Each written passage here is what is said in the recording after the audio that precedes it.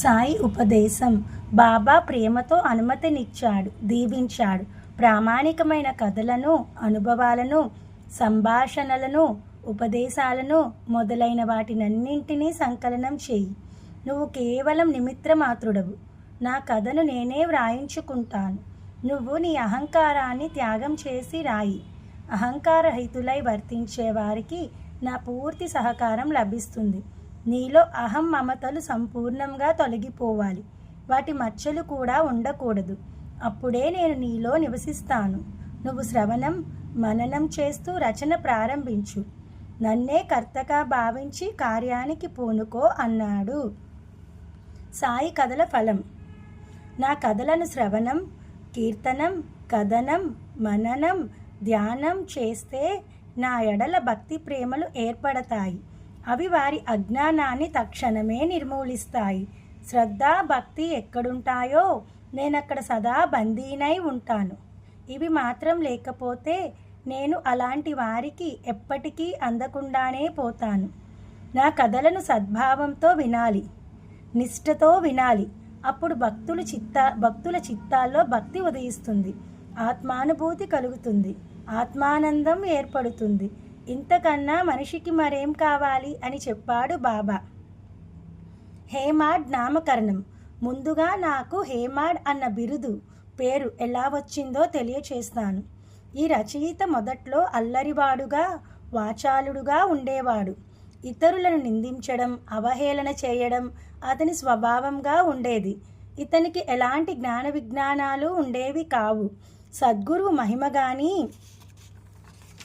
గొప్పతనం కానీ, ప్రాముఖ్యత కానీ ఇతనికి తెలియదు.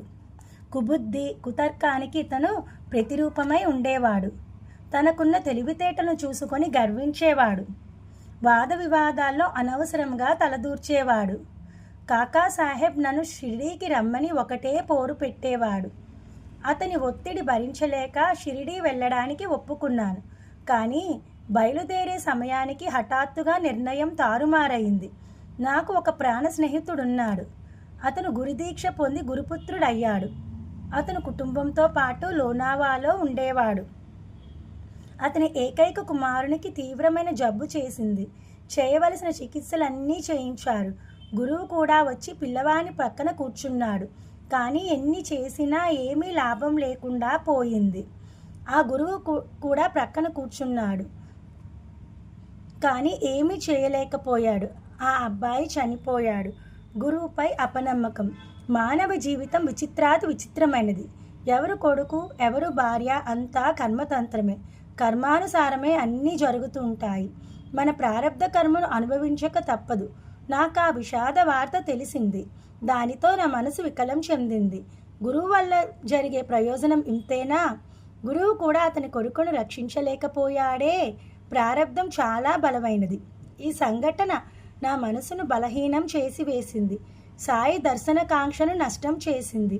నేను షిరిడీ వెళ్లకుండా ఆపివేసింది. అసలు షిరిడీ ఎందుకు వెళ్ళాలి?